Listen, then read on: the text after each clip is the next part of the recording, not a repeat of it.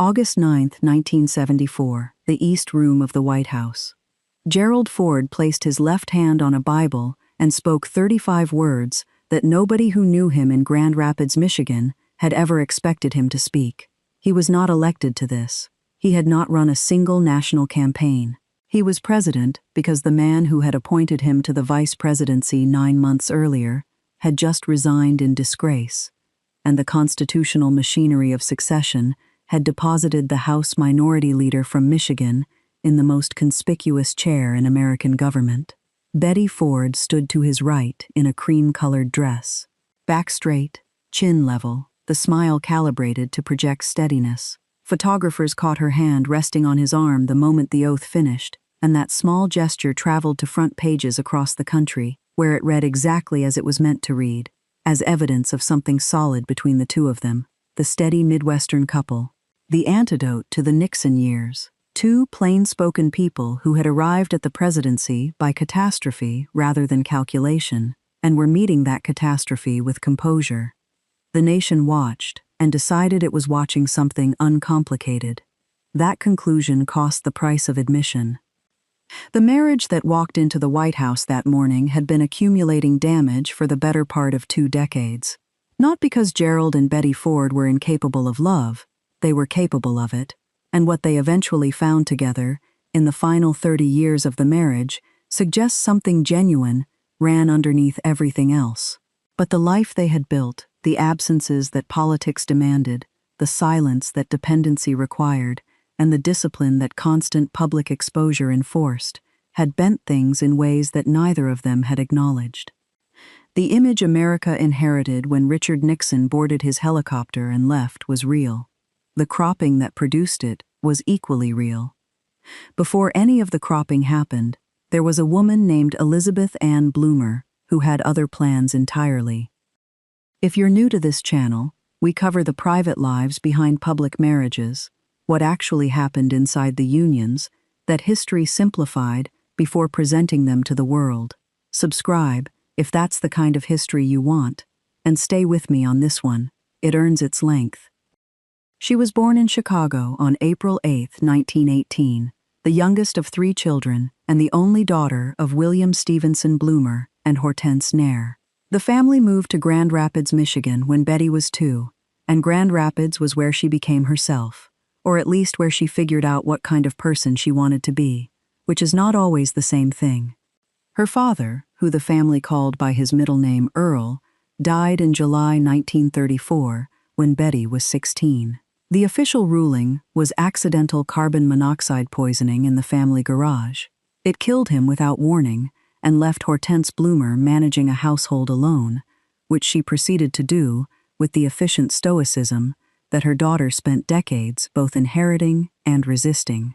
Betty watched her mother absorb that loss without visible collapse and drew a lesson from it that would prove both useful and damaging across the next 40 years of her own life. The lesson was that composure, maintained at sufficient cost, could substitute for almost anything.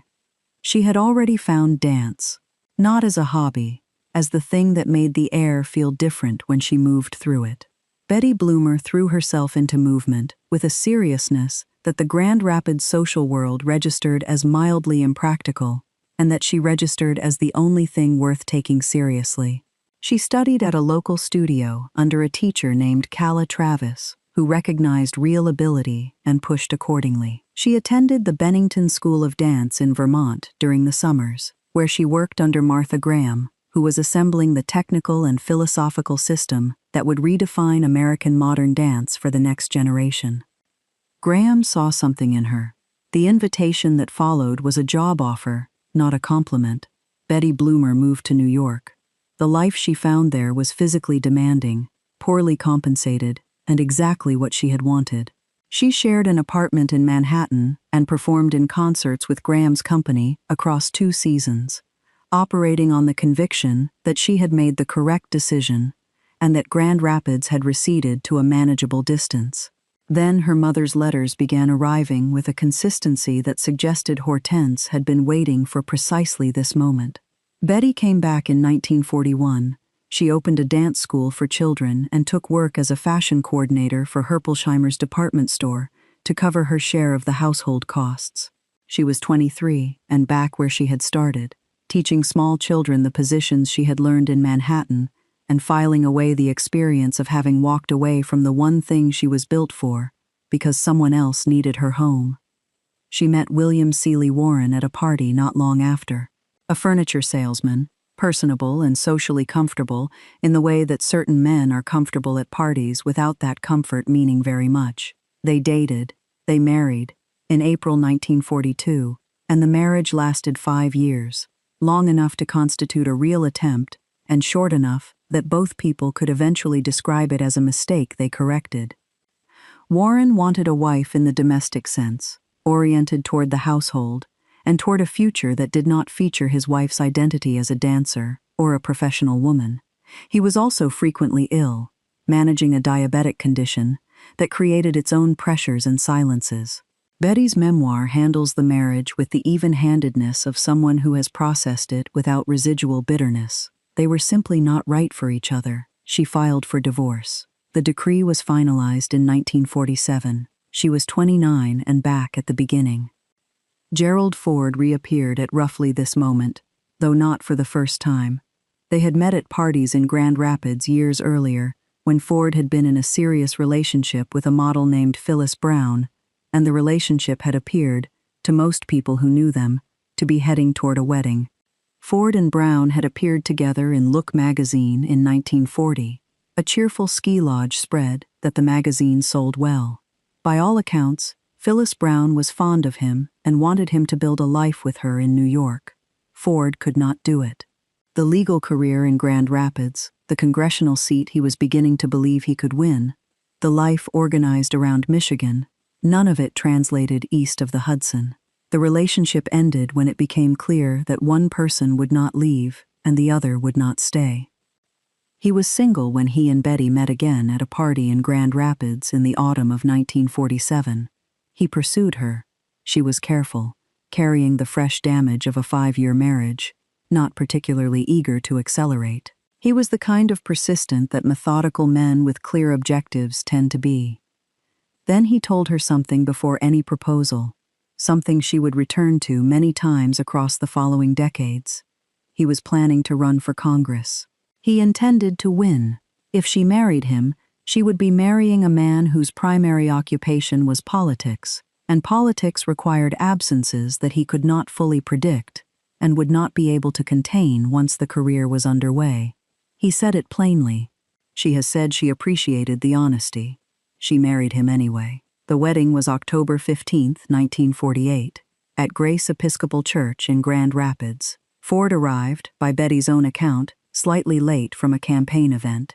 Their honeymoon, such as it was, included a trip to Ann Arbor to watch the Michigan-Indiana football game because the campaign schedule had already determined the itinerary before the marriage did.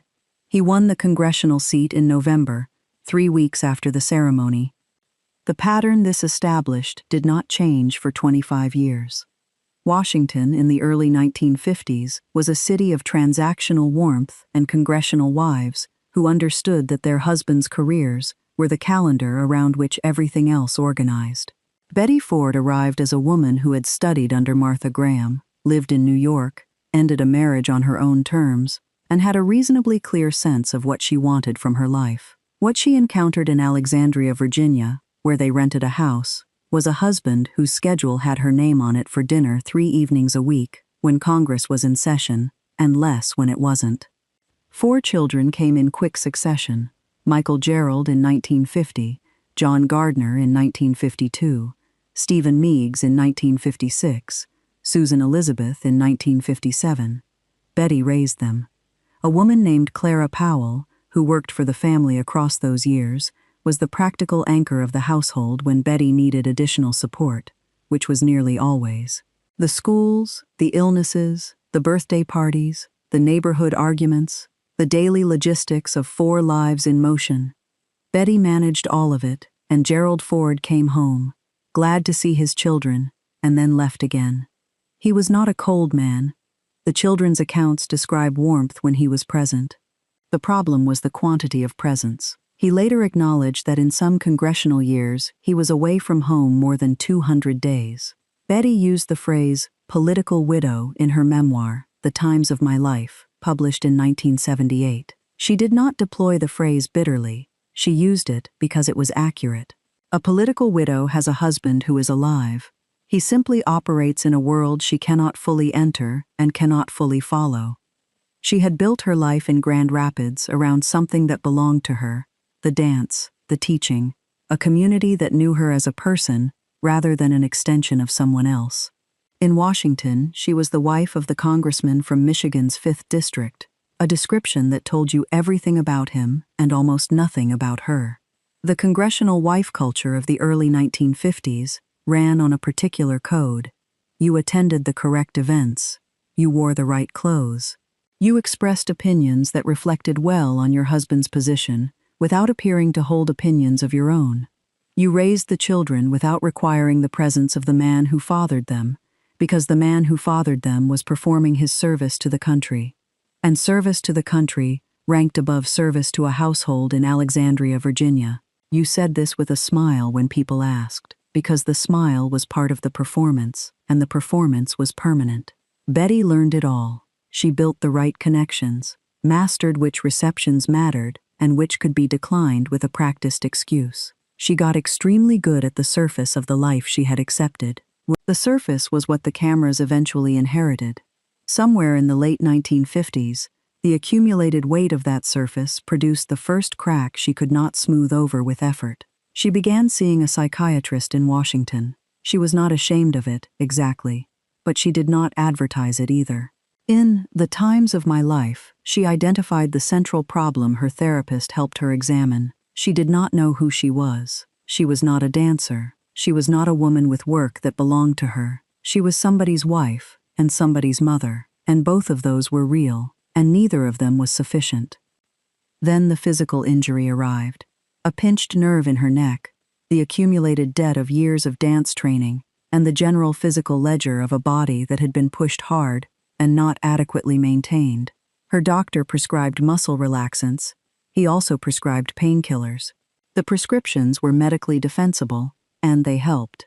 They also combined, on certain evenings when the children were in bed and the house was quiet and Gerald Ford was in Washington or in the district or on a congressional delegation to somewhere she had not been invited, with the bourbon she poured after dinner. Betty Ford did not become dependent overnight. Nobody does. What happened was the slow accretion of small adjustments, each one defensible in isolation, that together constructed something she could no longer examine clearly. The pills addressed the neck. The bourbon addressed the anxiety. The combination worked. She repeated it. By 1965, when Gerald Ford was elected House Minority Leader, a position that raised his national profile considerably while removing the last available domestic time from their household, she had been managing these two habits for several years without anyone in the family giving them their actual names. Gerald Ford knew. The evidence in his memoir, A Time to Heal, and in subsequent interviews, is the evidence of a man who knew enough to be uncomfortable and not enough to act. He speaks of Betty's strength throughout those years. He speaks of his admiration for her capacity to manage the household and the children. He does not, anywhere in the public record, make a direct accounting of what his absence had built in the quiet hours of a house in Alexandria, Virginia. The people who knew both of them from those years describe a man who loved his wife in the abstract, who admired her in the concrete, and who had accepted her repeated performance of everything being fine as evidence that everything was fine. That acceptance was easier than the alternative. The alternative would have required looking directly at something he could not fix without first confronting his own role in it.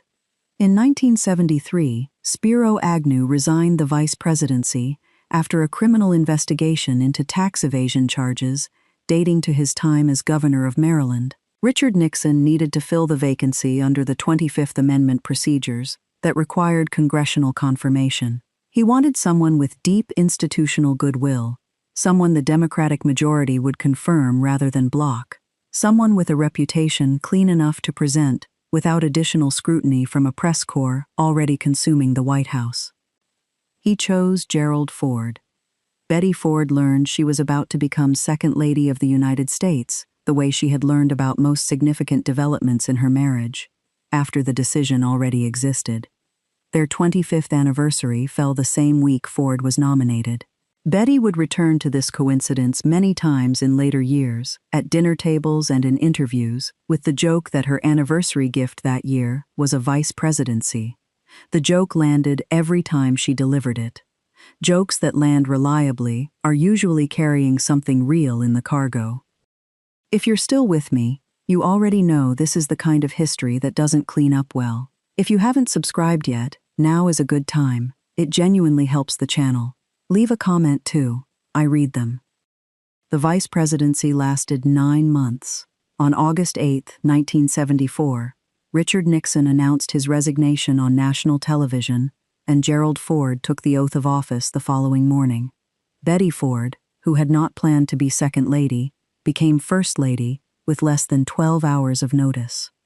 She told people she was in shock. The evidence supports that description.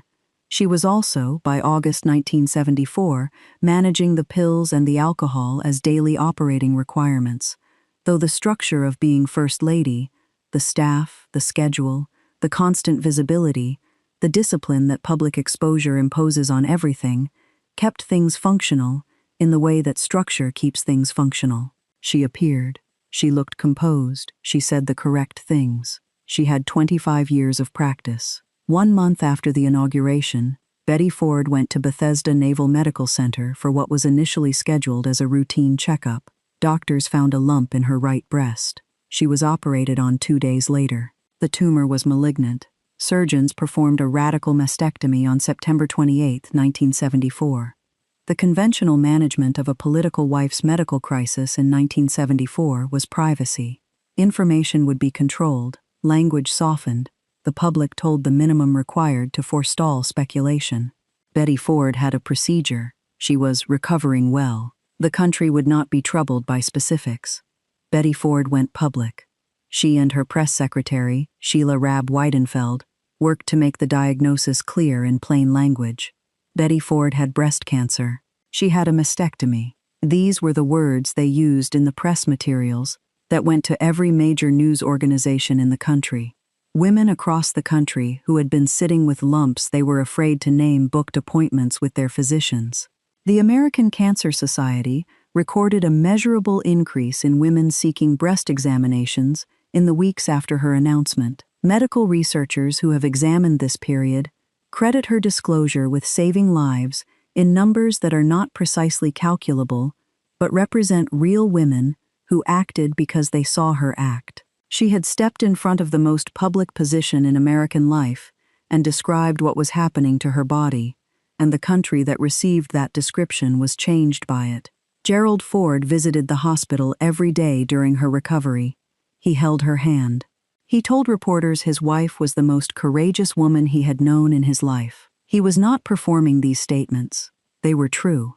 But the image those hospital corridor moments produced, a devoted husband at his wife's side, was also a husband catching up, whether he knew it or not, on 25 years of not being there. Betty recovered and returned to the White House. She began talking in a way that no First Lady had talked before, and the staff began the particular kind of schedule management that comes from knowing that the person they were managing would say something unforeseeable the next time a microphone appeared.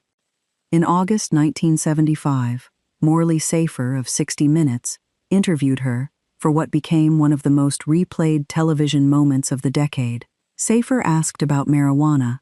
Betty said she probably would have tried it herself, had she been young when it was available. She said she would not be surprised to learn her daughter Susan had tried it. She said she supposed most of her children had tried marijuana at some point, with the flat delivery of a woman stating what she believed to be obvious. Safer asked about premarital sex.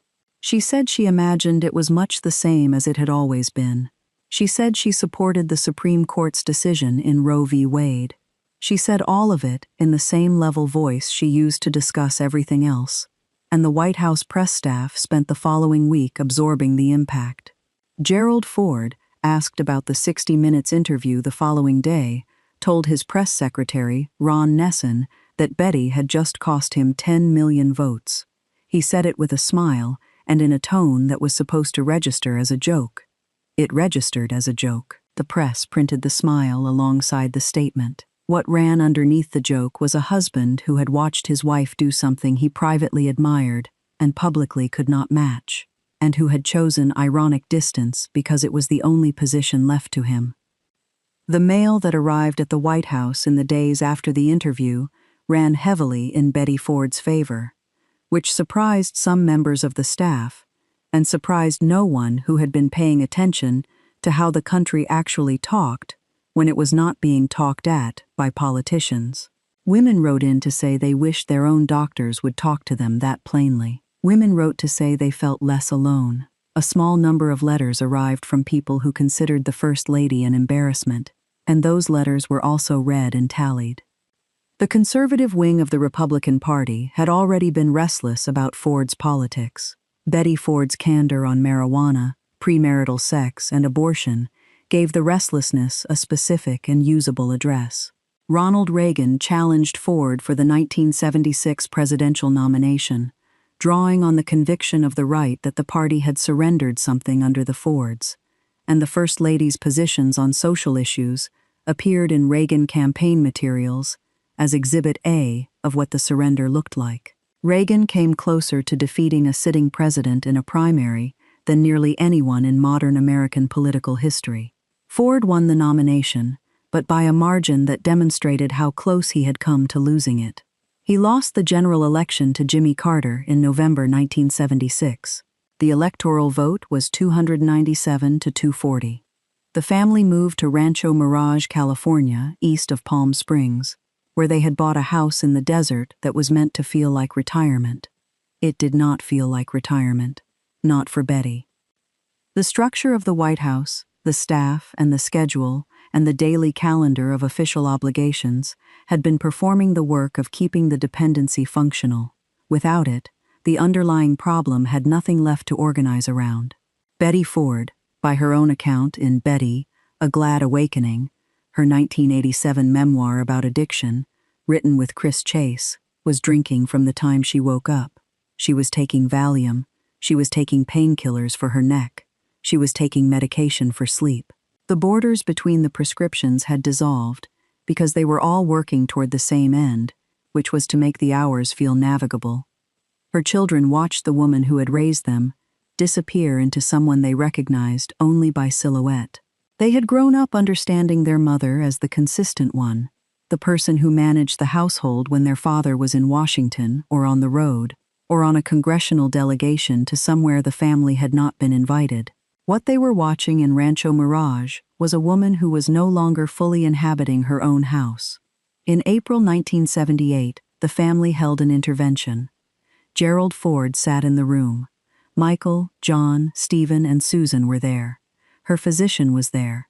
Each person who loved her had prepared a written statement, specific accounts of what they had witnessed, written down so the statements could be delivered clearly, rather than lost in the emotion of the moment. They read them aloud, one at a time, in order.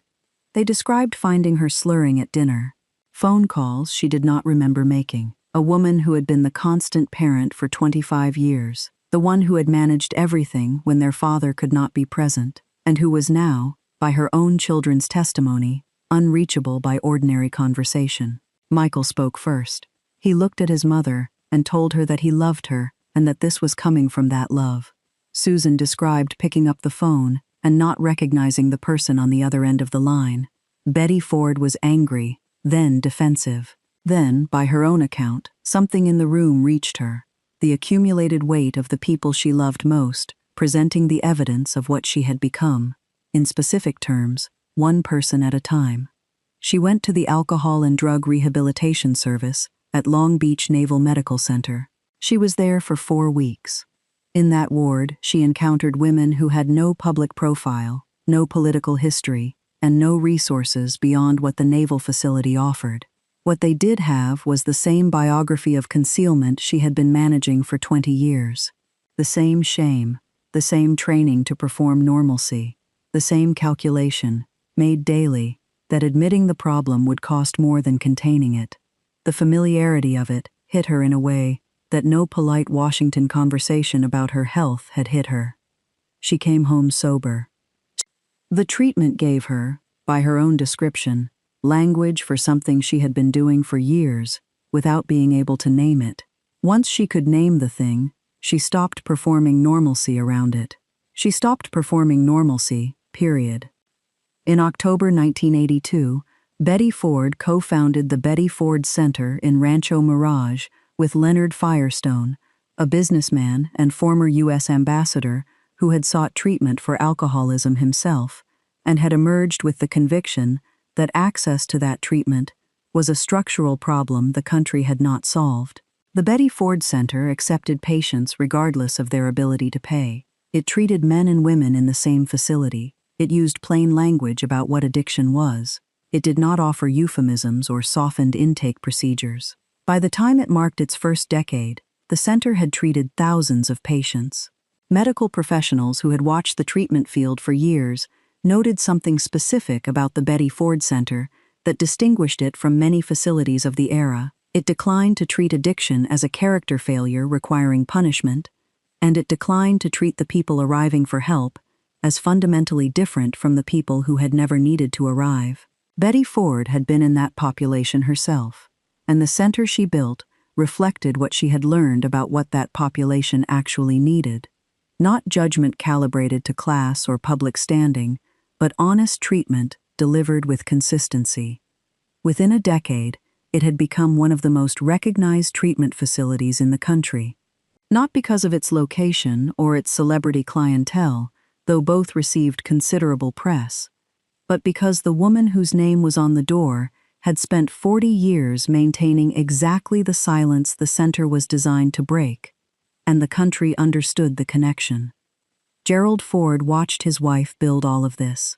His public statements about it were consistently warm, and the warmth was not performed. But there is a line between admiring what someone becomes and accounting for what contributed to who they were in the years before the becoming, and Gerald Ford never fully crossed that line in public. His memoir, A Time to Heal, is generous about Betty and careful about himself. He credits her courage throughout. He does not, anywhere in the public record, sit down and reckon with what the congressional schedule and the minority leader years and the chosen not looking of the 1960s built inside a house in Alexandria, Virginia, while he was somewhere else. He stayed. That matters, and would be dishonest to dismiss. He could have managed the situation the way powerful men of his generation often managed similar situations, with privacy, a hired professional, a discreet arrangement that kept the problem at arm's length from his own schedule and his own image. Some men, when a living room intervention reveals the depth of what their absence permitted, choose the exit. Gerald Ford did not. He attended the family counseling sessions. He learned, at 65, to be present in the ways he had not been present before.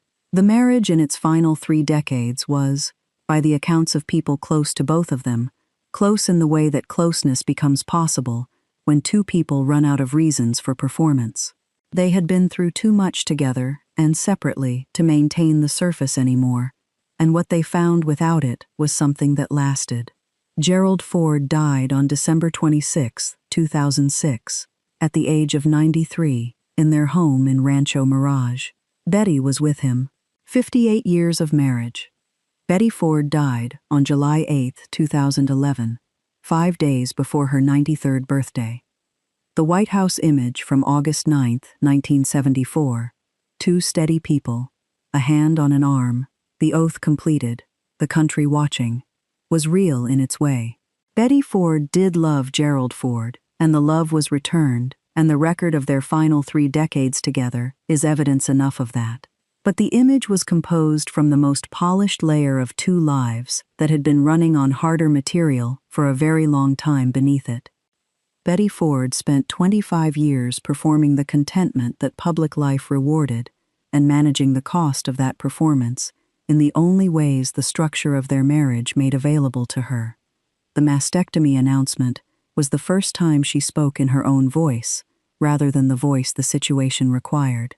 The 60 Minutes interview was the second, The Betty Ford Center was the third and the loudest. She went public about breast cancer because she believed other women would act on that information, and she was right.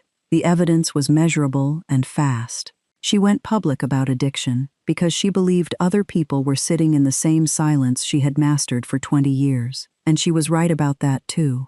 As the letters she received after her Long Beach treatment and after the center opened made clear, year after year, the instinct came from knowing firsthand what that silence costs. The precise and particular damage of keeping things tidy for so long that the tidiness becomes the thing you protect instead of the life it was supposed to cover.